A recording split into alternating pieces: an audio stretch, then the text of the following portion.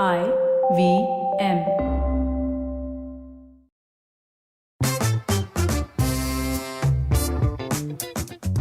Can we just say that we're starting this by saying Natu one? But I don't know why bros had accents. God. Oh, I miss this bros having accents piece. But guess what? After this Natu win and after you and Dhruv talking in my ear about how great You saw RRR it? is, I succumbed and I wasted 1.5 hours of my life because I forwarded through most of the movie, by the way. Why? Because, oh my God, dude, I'm sorry, I'm gonna get cancelled for this. So boring. And so much No gruesome, taste, grotesque. I tell you. Of course, I am tasteless. You on the other hand. You art film house lovers don't understand mass cinema. Sir, I am a number one consumer of mass trash. But RRR was a whole. To be fair, I don't like any of these action movie franchises at all. I still haven't seen Top Gun Maverick. I don't watch Mission Impossible because this shit I just can't pay attention. So it's not RRR, it's me. I'm the problem. It's me. Hi. Just like the Taylor Swift song. You need some Natu. They got to do a Natu Taylor Swift mix up somewhere. I think that'll be. Who's the hot guy though in RRR? I mean, the guy who plays Ram. Oh, Ram Charan, whose father, Chiranjeevi, by the way, was my favorite actor growing up. The only actor whose poster I had on my walls growing up was Ram Charan's dad, Chiranjeevi. Lovely. He just released a movie which made 108 crores in the first 3 days. Is that a good thing? I don't know. Daddy still got it. Oh, lovely. But he is a fine, sexy man. That was the only reason why I spent an hour and a half fast forwarding through the movie to just get to the part where he'd do pull-ups. That's it. That was the only part of the movie I saw. I just skipped the rest. Ladies and gentlemen, you're not tuned into the wrong podcast. This is not Suchita's fantasies about Ram Charan. This is called Think Fast. Or Varun's fantasies about Ram Charan's dad podcast. Did you not watch that interval scene with the animals jumping out? How? Dude, the whole thing was wild, wild west. I was just I cannot believe Varun has pissed away his life watching this movie. Oh, I love it. But in any case, enough about RRR. Let's move on to next, whatever is next. What's up in the news? It's an interesting article you shared. New music share of total consumption has plummeted. People are listening to a lot more old catalog music instead of listening to a lot of the newer stuff. This is primarily American data, but it's interesting, right? To kind of see where the music industry is going, to saying the old stuff works. The 90s and the 80s were the shiz. Nobody's used the word shiz since the 90s, but I said it now. No, but I don't know if you remember this, but remember when Stevie Nicks' Dreams, when that song blew up thanks to TikTok, and then this one guy shot to some crazy amount of popularity. But I'm here for this, man. I feel like music of today's day and age pales in comparison to what was, and I sound like a real auntie, but your 60s, 70s, that was a whole other era altogether. Actually, I have a different perspective on that. I feel that we are consuming music so differently now than we did back then. Because back then you would listen to an album, you would not do singles, not do playlists. And I feel playlist culture is almost like mixtape culture of the past, but at 1000x scale. And so I feel that's actually the most interesting part of this whole thing is the fact that you have this playlist culture where people are discovering it through either pop culture with CDs, etc., pushing out older tracks. And then you add in algorithms pushing certain playlists your way. I rediscovered or discovered a few tracks from the 60s, 70s today just because the playlist happened to pop up on my Spotify. And I feel that's also an interesting reason why. Yeah, but the old songs pop up because it's been triggered by another old song. Do you know what I mean? Like you don't listen to old songs while listening to, Big Boy Bunny or whatever the hell he's called. Big Bad Bunny. Big Bunny. Big Bunny. Okay, cool. That guy. He's not in Little Red Riding Hood. I'm just letting you know. No, but it's been good to see a lot of your oldies make a comeback and find their way slowly but steadily into the mainstream. Hamare zamane New ke Kids gaane. on the Block are going back on tour, and I'm like, what? What? Yes. Oh not my in India, though. God! Sign me up for the next Backstreet Boys tour. Though Nick Carter is obviously still grieving from the loss of his brother. I don't know if you saw the last live sort of performance of theirs. No, I But haven't. Aaron Carter died, so like Nick I Carter know. was like bawling on stage. There's a whole scene. But in any case, Moving on the to next Indian story is startup and business news, like this show is supposed to be about, after the first 5 minutes of us going on to random tangents. The whole truth Natu is a foods. tangent. I'm glad you've finally acknowledged it, That as was is my tangent. RRR. This is your tangent. Okay. The Whole Truth Foods, the 100% clean label food brand, raised $15 million in a Series B funding round led by Sequoia Capital. Good on Shashank. He's built a very, I feel that, you meet very few companies that started off with a certain philosophy and a way of functioning, stick to that, slowly iterate and build. It's great to see that he's raised this round. And with that vote of confidence, I think obviously, Shashank being a very grounded, fellow who's, and I think the thing that, we guys have discussed in the past, but the thing that I like about him is there's just a lot of like relatability max with the consumer who he's trying to, solve for. And you see that in his story, you see that in the type of content that they push out. For me, more than anything else, it's just lovely to see companies focusing on content marketing get somewhere. Like, I don't know what their revenues are. None of that was disclosed in the article. I don't know what their losses are. Without knowing jack shit about their financials, it's just nice to see companies who invest in content and brand marketing make it. So kudos to you, The Whole Truth. Yeah. What else is up? What is happening? Starting in Feb, apparently Instagram is changing their navigation to make it easier for people to share and connect with their friends and interests. I just want to say, I told you so. I told you so. And I told you this Adam Mosseri and his like Rondu speeches on Instagram once a year where he'll say something and then 365 days later totally pull back. But jokes aside, what do you think happened here? Because they were very bullish on shop and commerce. A couple of things, right? A, shopping didn't work for them. I have a feeling that maybe they didn't roll it out right or didn't focus on it enough. And I think the second one could be right because, Meta has this problem of not, going deep enough, just launch too many features and then let half of them die. I feel that's what really happened here. And people kind of didn't go for this as much. And they said, why do we have this as a feature? Secondly, creators have been pushing back saying we need more things for us to do. And if you realize part of that announcement, what he said is that they're moving the creation button to the center of the bottom navigation tool, not from the top right corner where it is right now, which means they're putting creation at the center of it. I feel it's also because of TikTok. It's a mixture of TikTok plus commerce not really scaling up as much and a bunch of other things like that. Because apart from India, TikTok's kind of like killing their market share everywhere else. So it's a mixture of all those things, but you called it. Yes, Queen. And related to that, Google and Meta's advertising dominance fades as TikTok streamers emerge. This is a no-brainer, was bound to happen. And obviously, along with TikTok in its growing popularity, TikTok apparently has more visits / time spent aggregated compared to all streaming platforms combined, which is really, really, really saying something. But, it isn't just social media platforms like TikTok, but it's also that your e-com platforms like Amazon, Walmart and the likes have really grown their advertising share of pie. So, for example, if we just had to trace back to my prediction for 2023, which was, more platforms will embrace advertising with both their hands open, it seems like it's a little bit of Google and Meta getting into, X person's territory in the other, which is TikTok, Amazon and the likes trickling into theirs. What's your take on this? Was bound to happen? Too much of a monopoly to begin with in any case?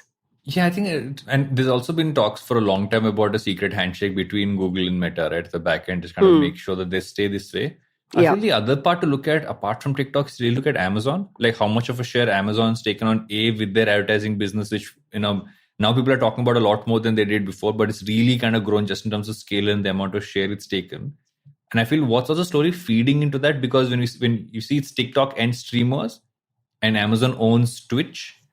And Twitch is where all gaming streamers really went, and YouTube's trying to get into that game a lot, right? They're really upping the features on their live streams as well now, because you can do like combined streams. 2 creators can actually do that now. I think 2 or more, I'm not sure. I think 2, if I remember right.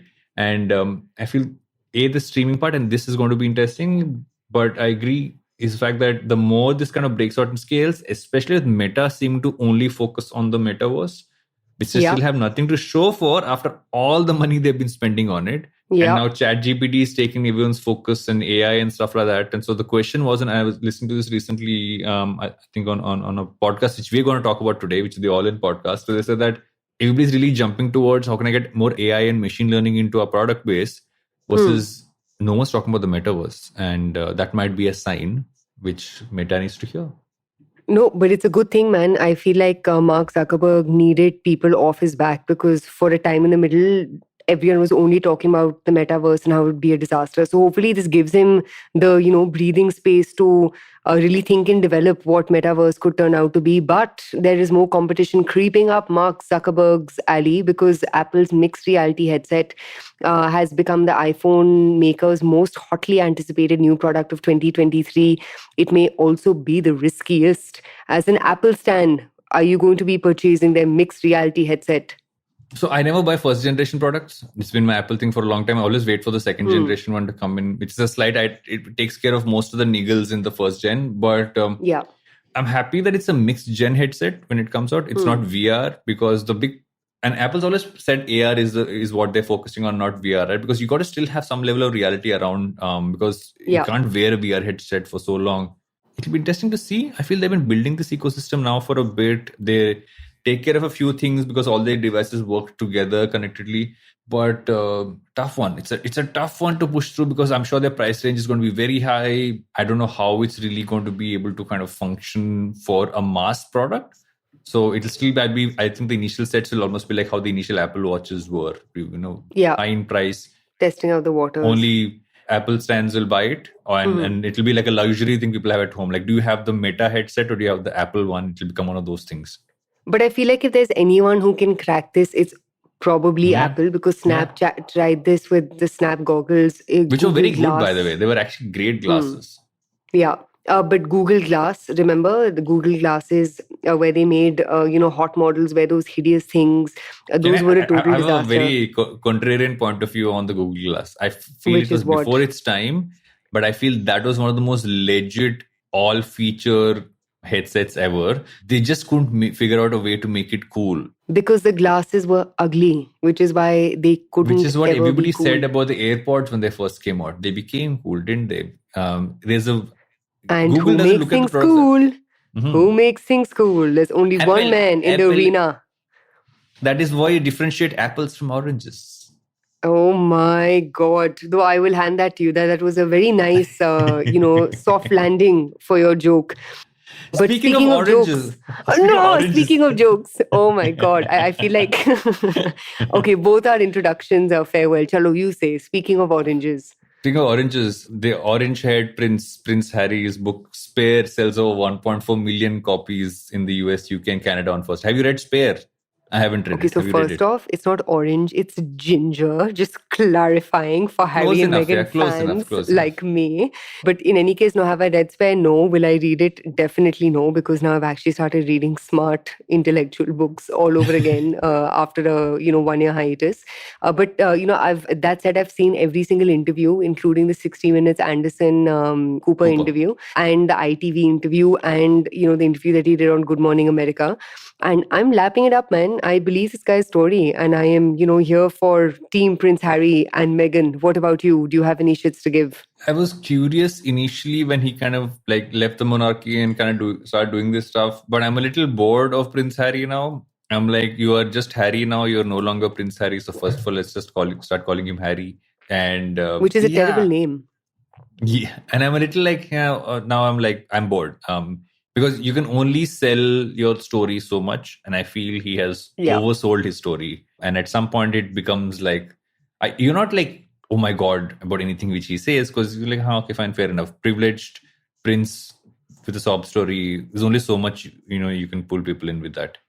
Yeah, but two things. Evidently, people are still lapping it up because he sold 1.4 million copies, making him the fastest selling non-fiction book writer. He's very close to the other Harry is what the article said, if I realize. Correct. The other Harry being Potter. Yes. But I think the second thing is, keeping the royal family hoo-ha rubbish aside, I think he's done a very good job of two things. One is openly talking about mental health struggles. And if you think about it, imagine this guy lost his mom when he was 12. To this horrific accident. And you kind of see how much, trauma when you're young can catch up with you in the most ridiculous ways when you're older. So I think for me, at least, one big takeaway was I'm so glad I dealt with all the shit that adds up in your life, as you're growing older. And I think the second is, even though it doesn't come across in a machismo way or whatever, but I really like that the general message that he's sending out is stand up for your wife / your plus one. Fair enough. That I will give him. Yeah. So on those two pieces, my lord, Prince Harry and his book are a, green light from me. What else about us? We have actually a long introduction today. But speaking of sharky things, Mr. Ashnir Grover gave some terrible marriage advice, which I don't think we should repeat. But basically, he gave a boomer statement about how you should get married early because you will learn how to take on responsibilities early in life. Or who needs to stop talking along with Prince Harry? Ashnir. Like, he's just, really fucking stretching this out longer than what is necessary or needed. But did you see the Anupam Mittal Shadi Man ad? I actually really like Anupam Mittal in terms of how he's really using his brand now as an individual. So there was this entire conversation around Ashnir's brand, but I feel people aren't talking enough about Anupam Mittal as a brand, right? Because if you look at everybody out of Shark Tank, while Aman does largely a bunch of like collabs and stuff, which goes on to focus on board, I feel Anupam Mittal has kind of like pushed the ante because all the ads coming out, there's another one which he was, as a young man playing cricket or something like that, if I remember that ad right. And he's legit pulling this off to another level. And actually, I even think some of Ashnir's cameos and some of his brand pieces have also been quite nice. Great. I have absolutely zero tippany on Shark Tank or its judges, but I think you have tippany on the next news we're discussing, I'm sure. Which is what? Kanye West. And his marriage. I was actually going to bring up that other thing, bro.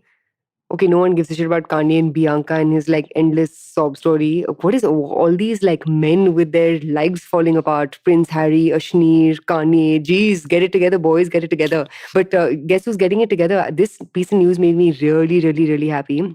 Viacom 18 has apparently picked up rights for the women's IPL for 951 crores for the next 5 years.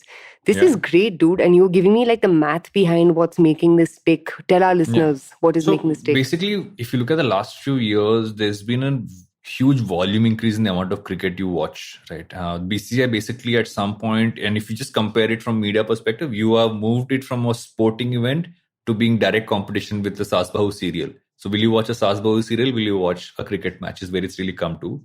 Which is why they kind of, I would say, because they rotated players around, kind of, there was talk once of doing 2 IPLs a year. They're doing different kinds of like mixtures of teams, etc. But at some point, what's also happened on the sidelines is they've also pushed women's cricket ahead a lot more. There's been a lot of renewed interest. And people also have realized that women's cricket is a very different sport from male cricket, just because of like, it's almost like looking at the kind of like shots which are played, the kind of, the way the game flows, there is a flow difference.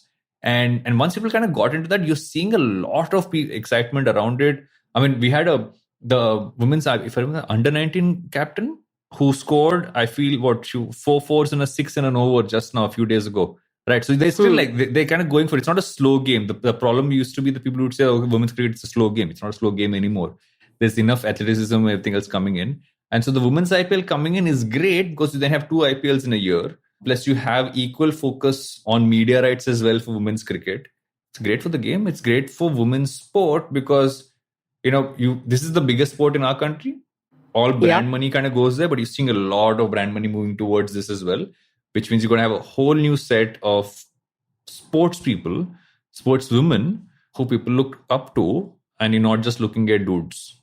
Yes, Queen. And last 2 pieces of news for today. Layoffs continue with Dunzo, ShareChat, Goldman Sachs, Rebel Foods, Amazon, and Cash Free, sort of like sacking people left, right, and center. Do you think this is going to last a while or will it cool off by the middle of the year? I feel it is going to kind of go on. I feel 23 is going to be a year which will have some level of layoffs kind of continuing through the year. While funding is, people seem to get more funding, kind of getting back on the funding horse or rather. There's a lot of excess hires, excess kind of splurges that happened, I would say in 2021, which now because of just the way the global market's looking, they're having to kind of course correct and to be safe. While the Indian market actually has been one of the better off markets in the world compared to how everybody else is kind of struggling. So I still feel we're better off. Gotcha. And last story which you just shared, over 40% of India's wealth owned by 1% of population, bottom 50% accounted for 3%. How does this make you feel, Mr. 1%, Varun Dugirala? There was one piece in this article which is super interesting, is that if just Mr. Gautam Adani was taxed a little extra, if a one-off tax on unrealized gains from 2017 to 2021 was given to India's richest person, we could have raised up to 1.79 lakh crores as a country on tax, just by extra tax for unrealized gains on one person. How does that make you feel? That is crazy. That number like stood out, and I'm like, it's in the article, and I'm like, that is something. Yep. And COVID obviously did not help any of this. I feel like I feel like it's one of those, without sounding like a pseudo economist about it, but rich are getting richer, poorer continue to get screwed. And I feel like articles like this come out once a year. You know what I mean? Like all of these pieces about how poor India actually is do the rounds, and then people wake up and there is general furor, but then you forget about it. It's also a global phenomena, If you look at the world, it's a global phenomena of just middle class really being disseminated, like neglected and going away. And there's something interesting I was listening to today where someone spoke about how if you look at what the middle class requires, is stronger infrastructure. You need there's certain kinds of amenities, etc., which you build primarily for. Largest use case will be middle class, and those are still yet to kind of be built out properly in many parts of the country. Plus, also you're looking at how jobs have kind of gone. You look at everything else. It's tough, and if you look at it, it doesn't look like it'll get better for this category of people, and brings back the whole conversation around universal basic income. But that's a whole different kind of conversation. That is true. And with that, and our very long introduction done with, what are we talking about today, Mr. VD? We're talking about a lot of podcast conversations, but not really about podcast conversations. Mr. Beast went on Lex Fridman's podcast, and there's a huge ton of takeaways on that. You run through it. I run through bits and pieces of it. Jalasmi's done a deep dive on it. So we're going to tap into a lot of that just for people to understand, get into the mind of Mr. Beast, but also like see what they can kind of take away. We're talking about LVMH, where Jelfni Arnold has become CEO of Christian Dior, and a lot of other stuff. We'll tap into that business so people can understand the world of luxury on the other end of things. And we're going to close in on something that's happening very interestingly with this podcast called All In the States, and what that kind of teaches everybody about not just business media, but also like business interests within business media. All of that and some other time pass in between. But before that, we shall take a break. Be right back with Think Fast.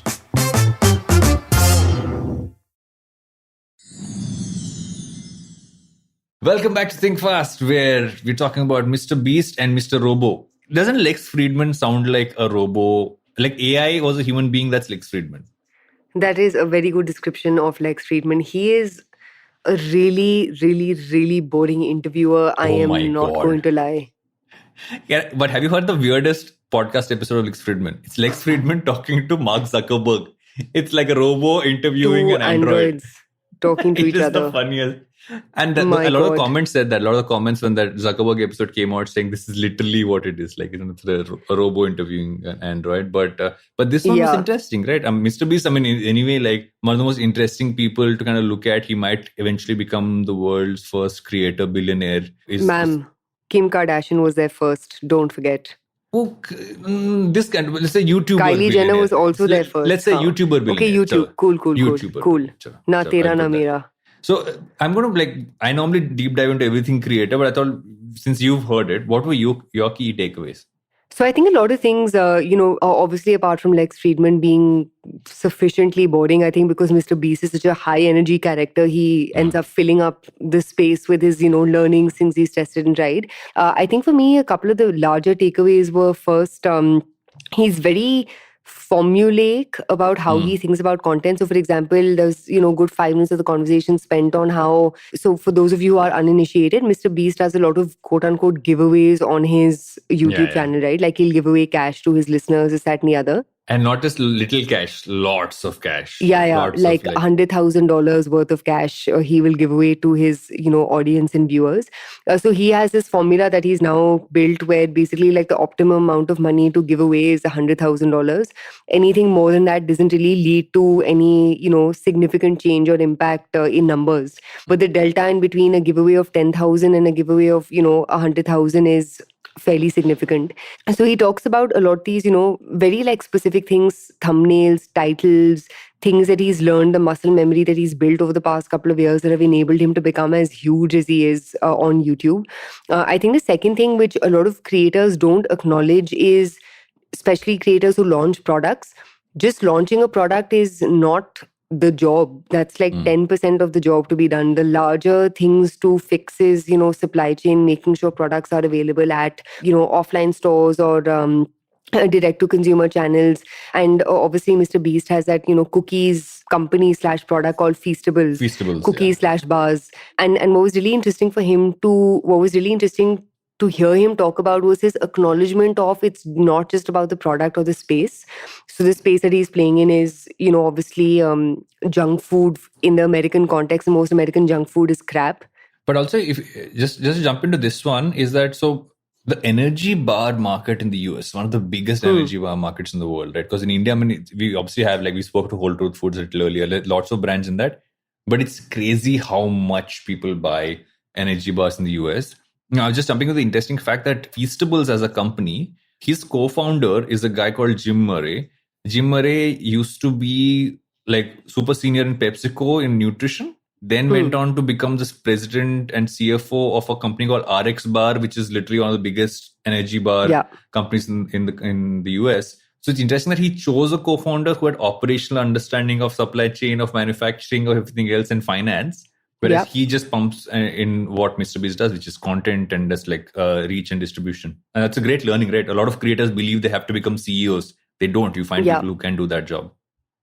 Yeah, and that brings me to the next point that he covers, which is basically on building and hiring in an A team. So he's evidently very anal about the people who he works with. He had this really nice part in the interview where he spoke about how when someone sort of hits their capacity as a part of the Mr. Beast team, he has very pleasant conversations with them about, moving out, right? And from what he said, he said something along the lines of, I help my colleagues who are sort of churning out, I help them find their next job.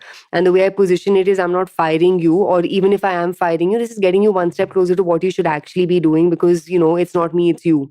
Yeah. So what was interesting to see is also, given how young he is, there is this amount of maturity associated with people who he's hiring, people who he's building, having a strong set of people around him, which leads me to a question for you, man. How have you thought, and not to compare you to Mr. Beast because kahan se kahan not tak? Even close, not even like an iota, an atom close. Yes. But how have you thought about creator teams? Because everyone is also not psychologically built to deal with high energy creators, let alone the kind of like crazy vociferous energy Mr. Beast lets out. It's actually a question I've asked myself a lot in recent times as the team I have kind of scales up. Like I have a team of like 2-3 people right now, and the idea is kind of we are scaling up that.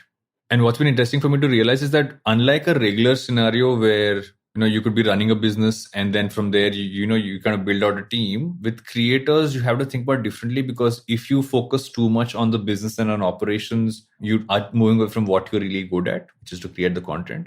So you build it differently, and it brings a level of, I would say, I wouldn't even call it honesty. I think there's an authentic conversation that happens between team members. There's also lots more ownership.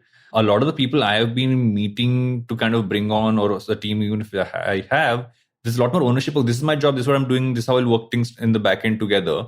It's a lot more organic, and you're always functioning like you're part of the singular organism in that sense. But it's also like a space that requires a lot more organization, just from like a where do you hire from perspective.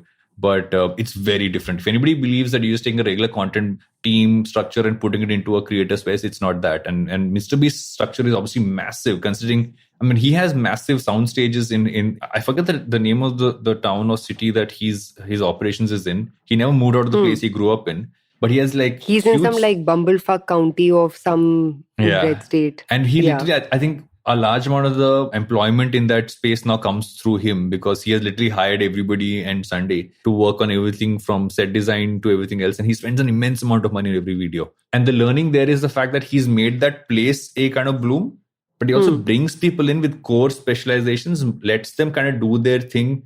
And he looks at it from a very macro level. I don't think he gets as nitpicky, except for the quality of the video. I feel that's the one thing which, whenever you hear Mr. Beast talk, the one thing he will never compromise on is, and I think he speaks about this, saying you have to at any point in time make the best possible video you can. Like there is zero like one level compromise on that. And I feel that's the reason why he is what he is, because all the other stuff is built, like the machinery, the understanding of the algorithm, all of that stuff wouldn't have worked as well if we didn't make phenomenal videos. There's this video where he and his team spend, I think, 48 or 50 hours in Antarctica. Yeah. And I was watching it. That was the lead up to this. Yeah. And it was so, I mean, it's such an engaging video. You can't take your eyes off. And on the parallel, there's another video that came out recently, because Mr. Beast also has Mr. Beast, his foundation, and they're rebuilding 12 orphanages in South Africa. And there's a video about that on that separate channel. And you look at both and you realize that he's having strong impact on ground. He's like rebuilt houses after tornadoes. He's doing all of this stuff. You're seeing someone who really understands content, but is not being nitpicky about the wrong things. He's finding partners for the right things and building teams who own stuff, or they kind of move on. And I don't think anybody says anything bad about that. Yeah, and just coming to numbers, right? This guy apparently made northward of some $30-40 million just in advertising and endorsements. Yeah. He's made an additional net sales of close to about 10 million, if I'm not mistaken, on Feastables.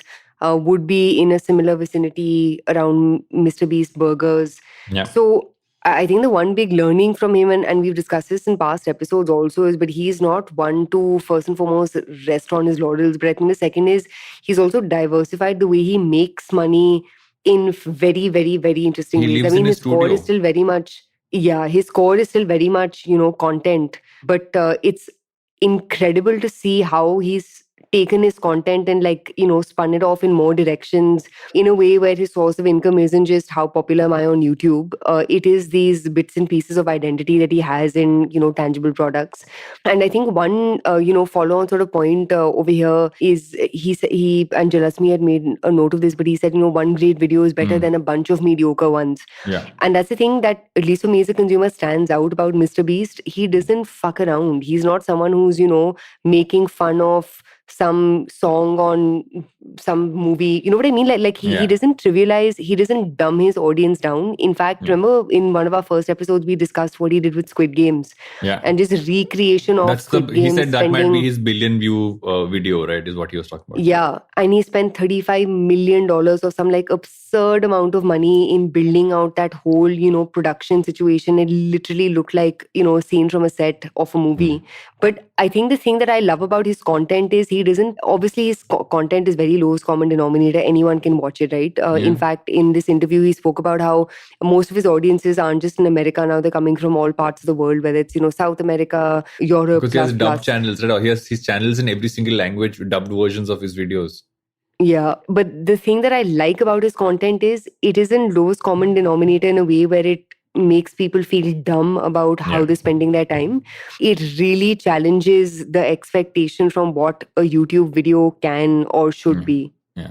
And honestly, I just want to add on one thing is that there's a creator called Mark Rober. And if nobody's seen Mark Rober's video, you should definitely check it out. Mark Rober makes one video a month, and he has always stuck to making one video a month, but they're phenomenal videos. He's literally building a company called Crunch Labs. And this guy was ex-NASA.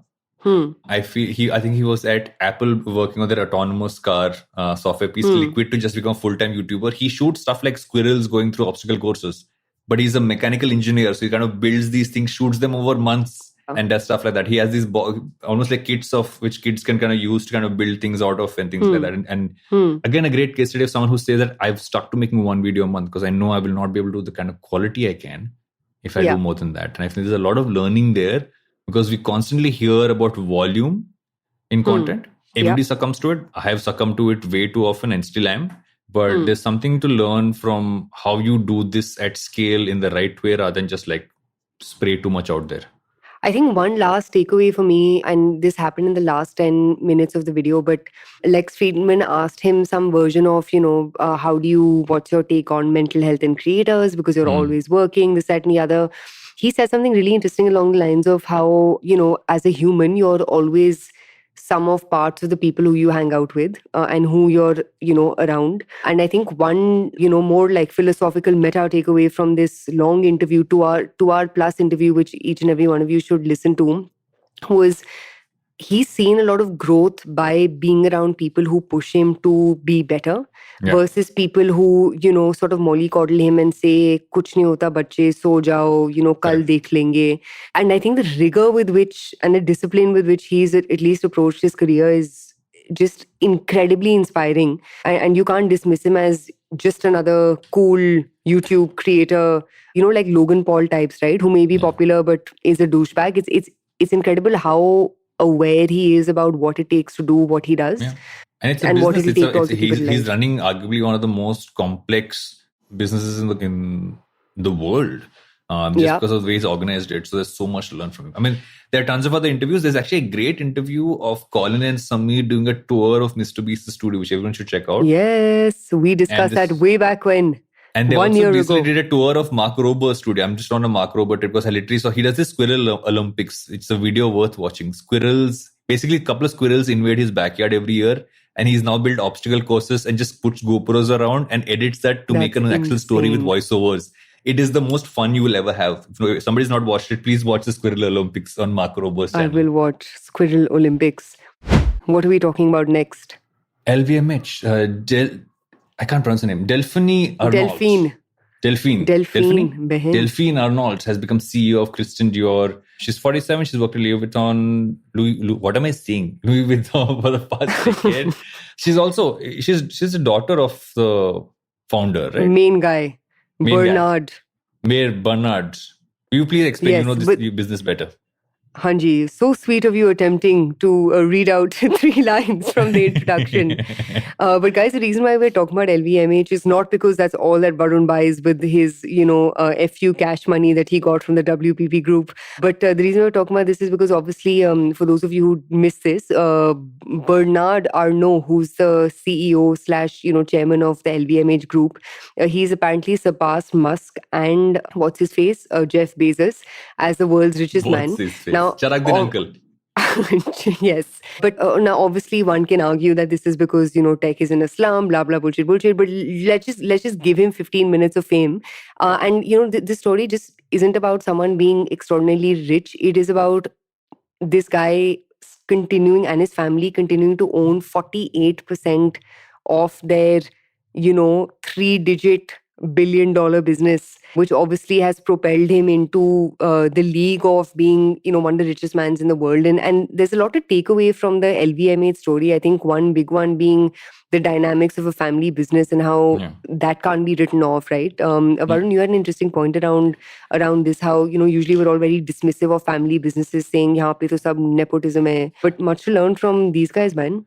Yeah, because if you look at it globally, look at there are 2 kinds of family businesses, right? I would say maybe 2 or 3 kinds. One kind is where, the family kind of just spends all that money, gives it out to some random people to run, doesn't keep an eye on it, and eventually all their money goes away. There's a great book on the Vanderbilt family you should check out, who actually Anderson Cooper is related to understand how wealth can really kind of go away so quickly. Shrink. The second category are people who hire really strong people to run their businesses, and they don't necessarily just look at an oversight but don't really get into operations. But the third one, which we don't talk about enough, are people who are building family businesses and running them really well.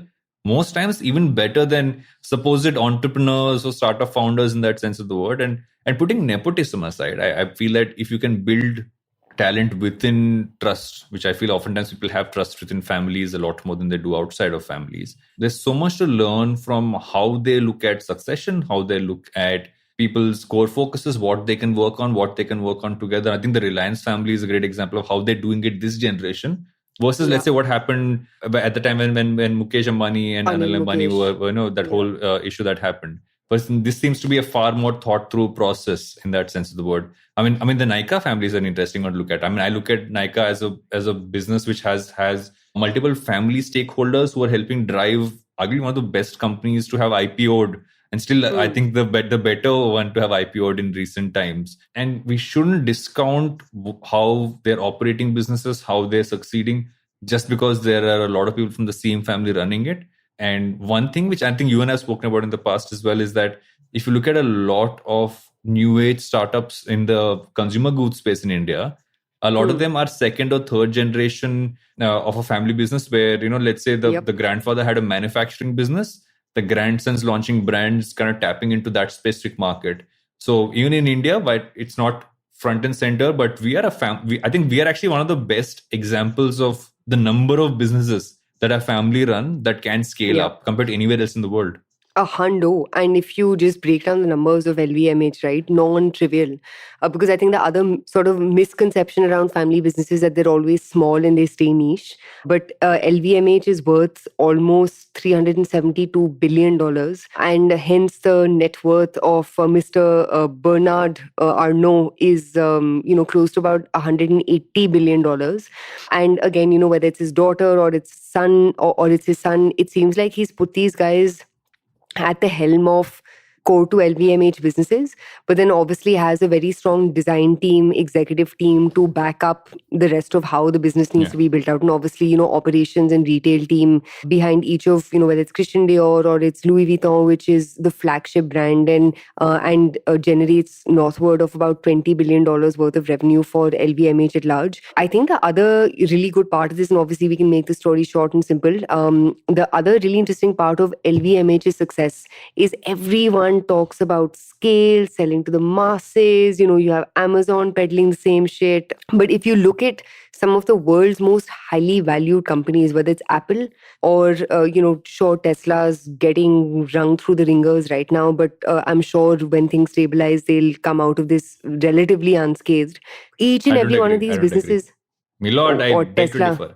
No, okay, but we will come to that. We will fight about our next week. Yes. Correct, some topic for next week. But generally, the lowest common denominator, whether it's LVMH or it's, Apple or to some extent Tesla, is selling exclusivity to the millions. And just a paradox in that statement, right, where these brands are literally built off of almost feeling like you're belonging to this exclusive club because of the price points at which the products are sold. But again, non-trivial numbers, right? Apple, northward of $1 trillion. LVMH, we just ran through the numbers. What is your take on this inherent, and this is a rhetorical question, but this inherent human desire to constantly signal their status? And if you had to bet on one luxury Indian brand, who would you place your bets on? Oh, luxury Indian brand, that's an interesting one. But I feel it's about signaling. Signaling is such a core human trait, right? You want to signal that, a large number of people will buy a really expensive t-shirt which has the brand name on the t-shirt. But I feel there's a curve, and the curve really is that there are people who start to make money, who want to show they have money, and they do that. But when you actually have an immense amount of money, you wear stuff that has zero brand. Like you won't see a Bill Gates or, I'm putting Chiragdin uncle on the side. But apart from him, you have everybody else who really, I think this is the curve that people go through. And a big chunk of people are in that part where they want to signal, oh, I have a Rolex, or I want to, have this. And look at, like, I was talking to someone the other day and they're telling me that there is a global shortage of Rolexes. And that is why it is so, because they aren't enough being manufactured as people want to buy, which is why they sell for such a crazy premium. And people are paying like I would say like double digit, if not higher double digit, lakhs for like a Rolex, if not more. And don't even get me started on some of the other brands there. And it's because of that. It's exclusive. There's less of that. You can signal to someone that because everybody seems to have a smartwatch, but not everybody has a Rolex. So it's a way to signal and show that you kind of arrived, etc. It's also like a rite of passage kind of a piece there. Yeah. But I think it's more signaling than anything else. You want to show that you can afford luxury, that you can afford these things, so you can kind of show that off. As shallow as that might seem, that is what people want, and we can't negate that fact. I think two case studies that I'd direct our listeners, especially those of whom who are interested in all things brand marketing, to check out is one, Hermes. Hermes doesn't have any social media presence. Hermes, whether you look at the sale of their bags, which is the Kelly and, oh God, how can I forget, and the Birkin. A single Kelly or Birkin costs northward of like $15,000-16,000. And Hermes was also one of the first few brands to really double down on NFTs and that whole, sort of space of digital collectibles, because that's essentially the business that they're in, right? They're in the business of people collecting. So for those of you who are like brand marketing geeks, check out how Hermes has really thought about their, customer sectors, how even they acquire consumers. It's wild and fascinating. And also how important the resale market is to continue keeping these brands in their premium positioning. You need that, resale market of people almost bidding and fighting, like a Christie/Sotheby's type situation, right? People bidding for more value for the same product. And through that, almost like fascial scarcity, they've like jacked up the prices of these products that were a fraction of what they were, maybe 10 to 15 odd years ago. And I think the second is with LVMH. One of my favorite set of campaigns of theirs is their collaboration campaigns. I don't know if you've seen their collab with Yayoi Kusama of late, where it's insane, dude. They had the most incredible store display of like literally this like avatar of Yayoi Kusama, who's this very popular Japanese artist. And you would have seen her works. Like she's known for her dots, like her they're not polka dots, but like her dots. Like she has this pumpkin with dots on it. There was an immersive art exhibit also by Yayoi Kusama, whatever. And the other thing that they did recently, they did this insane installation at the LVMH store where they have this giant building size, like cutout sounds like a very cheap word, but you'll see it on Instagram, like literally like a cutout of Yayoi Kusama. She is hovering over the store and she's painting her classic dots. Just the way they do fucking brand marketing is unreal. I haven't seen a company crush it with their collabs, whether it's what they did with, Marc Jacobs or any of their, artistic collabs, and obviously what they're doing with Yayoi right now. And just their store displays, bro. Like for those of you who geek out on shit like this, LVMH's collabs are one to watch out for. But before I bore my listeners with Yayoi Kusama and her dots, what are we talking about next? We got to take a break. We're going to come back and talk about and I can't think of an Indian luxury brand. I'm still thinking while you said it. I've maybe come up with something by the time we come back from break. But we're going to talk about what's happening with the All-In podcast, and there's a great learning there for everybody. But before that, we shall take a break. We'll be right back with Think Fast.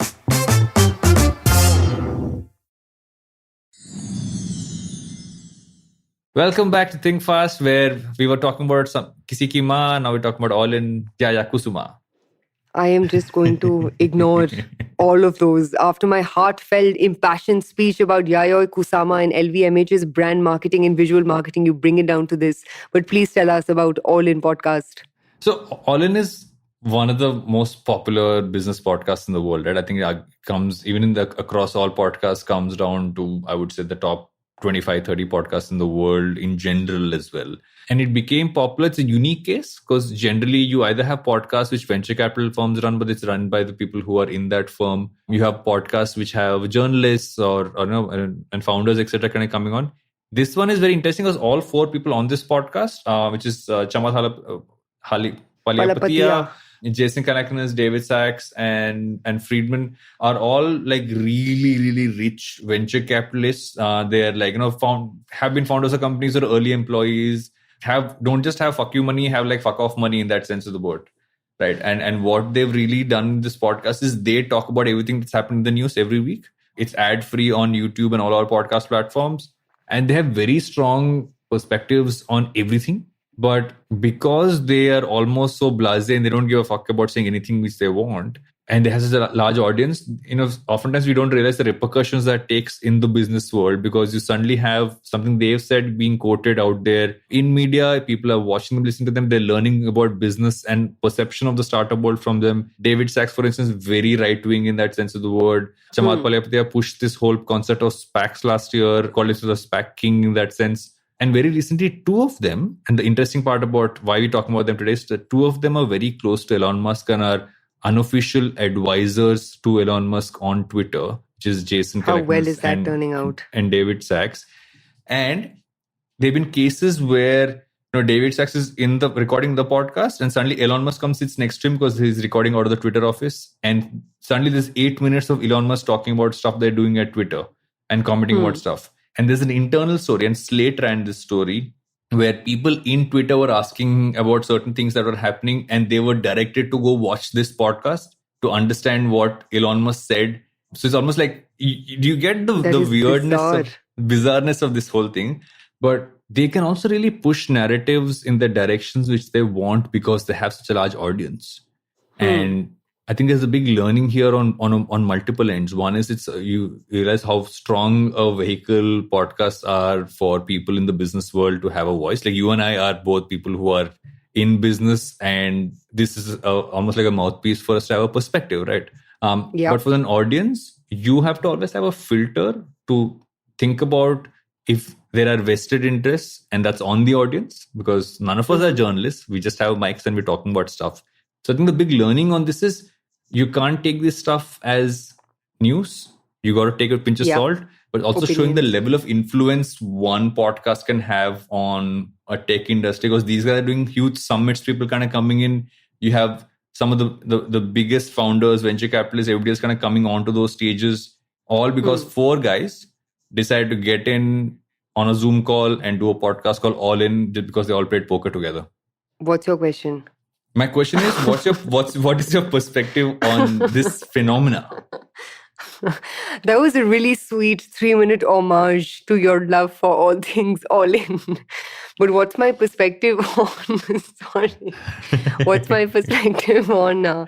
Okay, so first off, I think all these guys are douchebags. Which is why when you went on your little heart-filled, Jai Hind's tribute towards the 4 of them, I was just not at all. I don't agree with all of them, but I enjoy the show. Dude, but the show is it's literally like watching Real Housewives of Miami, but it's like 4 douchey Silicon Valley bros. I forced myself to hear a couple of episodes about a year ago, because I remember when Chamat Palipathiya was still cool, which was basically like 3 to 4 odd years ago, when he'd said a couple of really sensible things. He made that really cool Stanford speech about how, when you're young, you shouldn't follow your passion. You should work towards things that make you a lot of money, and, follow your passion later on in life.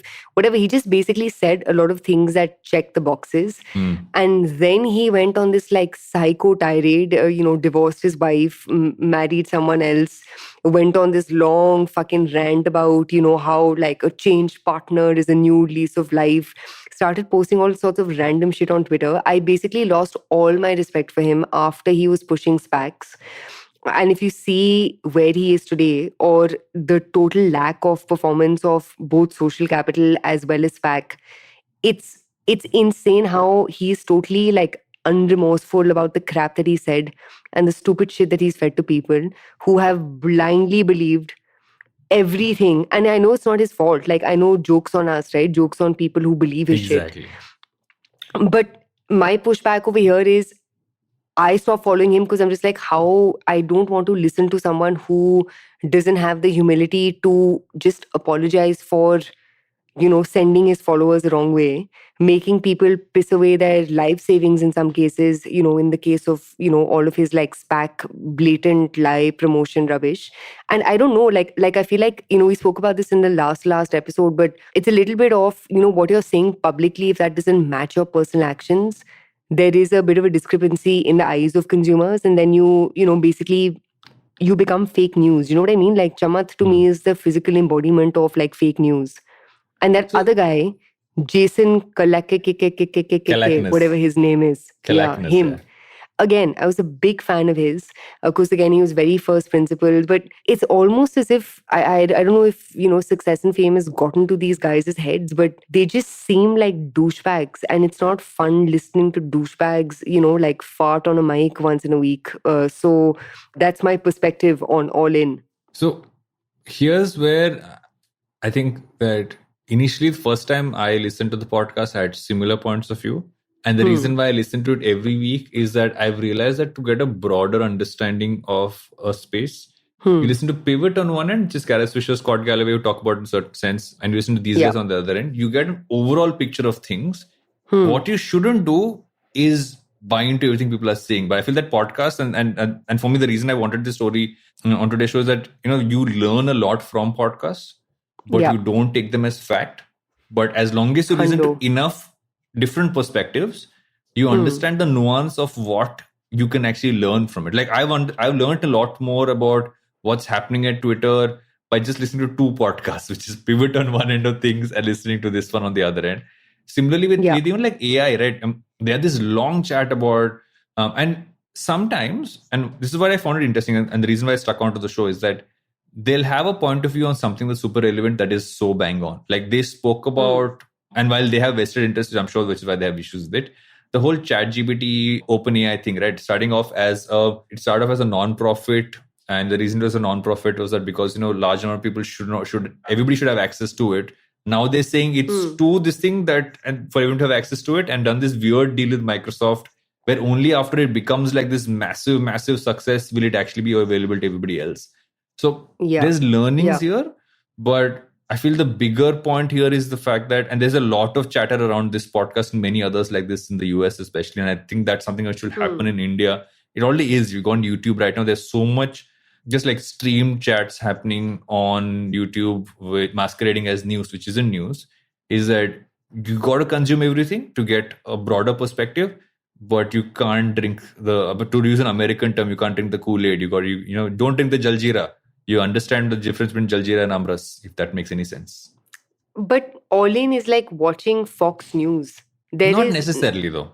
I don't know, man. Or maybe it's changed. Maybe I just heard 2 really bad episodes and I need to. So I skip the parts which are very American politics focused. I stick to the sections of the show because I also watch it on YouTube. I don't listen to it on a podcast platform. Yeah. And you go to the sections. I go to sections which are very tech focused and business focused, and there's a lot of insight. I don't get into the politics stuff because I'm like, your politics, you figure it out. I don't want to get into American politics, but I don't know, but I think my biggest pushback will be if you are whatever you may be, right? Like you may be people like you and me sharing our opinions, our takeaways, our learnings from things that we've come across and, speaking about them in the form of a podcast. I think there is a lot of responsibility in just making sure that we guys fact check. So for example, I just fact checked myself. Hermes does have Instagram presence. So, just quick FYI, I got that wrong. You need hosts to take things that they're saying very seriously, because otherwise you're like an Alex Jones where you just, pander to the crowds. You end up shoving random sorts of, prophecies onto your consumers. And guess what? You're going to get slapped by a $1 billion lawsuit because you said something stupid about someone which factually was incorrect. So I think what ends up happening with a lot of these guys is they get called out on their factual inaccuracies, as has happened with Scott Galloway. He's been called out multiple times for getting a few of his predictions wrong, whatever. Some of the call-outs are quite lame. And he also asks for it, right? He really puts himself out there and, he wants dangles a little carrot in front of people's eyes. And that's his flywheel effect, right? That's the way he gains some amount of popularity. But if you see even Scott Galloway's toned down. So I don't know, man. I think people are getting smart. And I think in today's day and age, I totally agree that there is an audience. I feel that's still a small audience. And the reason why this is such an important point to remember is that it's very easy to watch a random podcast, even if it might be some of the biggest followed people on it, and buy their perspective as fact. And I think politics is a scary one. I mean, globally, across all countries, if you go to a podcast and people just talking about the stuff you think and going deeper, like Fox News-esque, but we have many of those in India as well. What you got to think about is how do you, get all perspectives, but yet make the right decision? It's a tough one. It requires nuance. But bro, you're asking people to apply their brains. Like, you know what I mean? You're asking people to have the emotional maturity of investing in their own media literacy. Now, which contradicts the point that you made before this, which is people are dumb.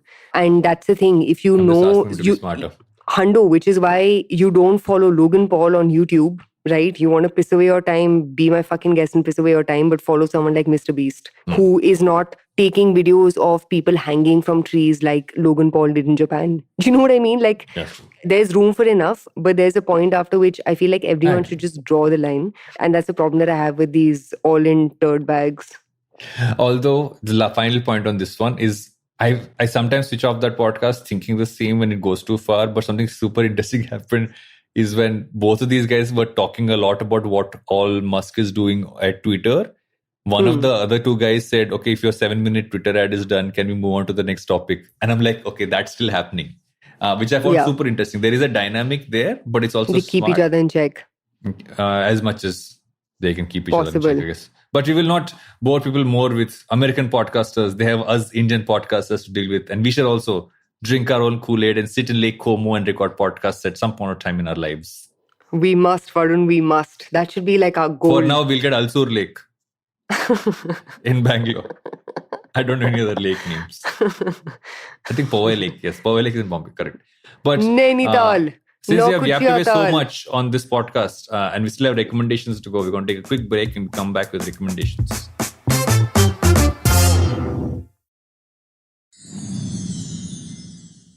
Welcome back to Think Fast, where we're doing recommendations. We've had a long episode. We've yapped on a lot of international news. This is the international version of the Think Fast podcast.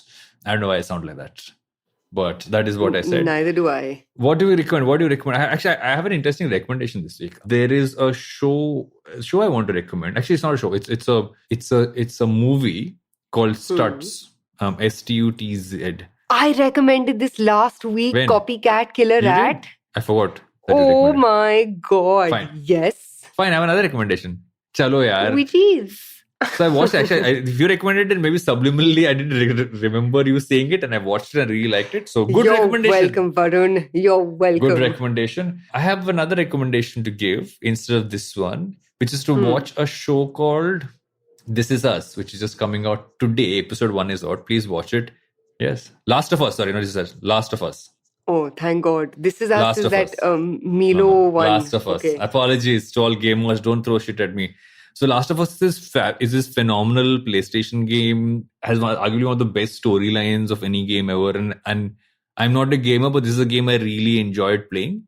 And everybody has this worry about shows not really being made out of movies made out of video games not being up to the source material. But this one supposedly is. I've been watching episode 1. Only one episode's out. It's looking phenomenal.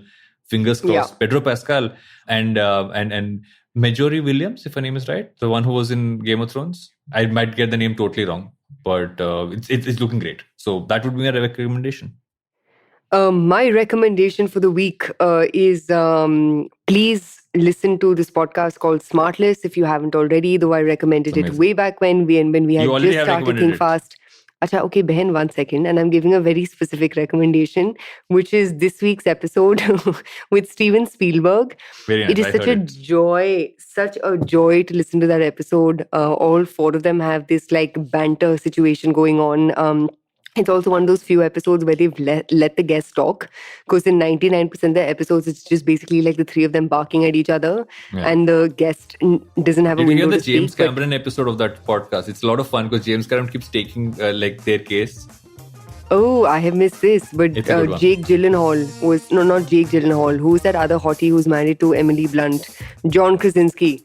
Yes. The episode with him was also lovely. But yes, if you guys listen to Smartless, then please listen to the episode that came out today. If you don't listen to Smartless, please listen to Smartless and spend your time, effort and energy listening to funny podcasts and not crap like All In.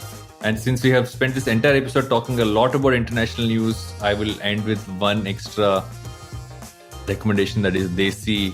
Don't watch the trailer for Shehzada. It is shitting on this great Telugu movie called Alavai Kutupuramlo. Shehzada looks like shit. I'm putting it on record. I think it'll do well because fucking Karthik Aryan, but fuck. Lost me at Shehzada. But bye-bye, my friends. See you next week. We'll come back with more Desi news episode. next week, guys. Desi news is back next week. Yes, Queen. See ya. Toodles.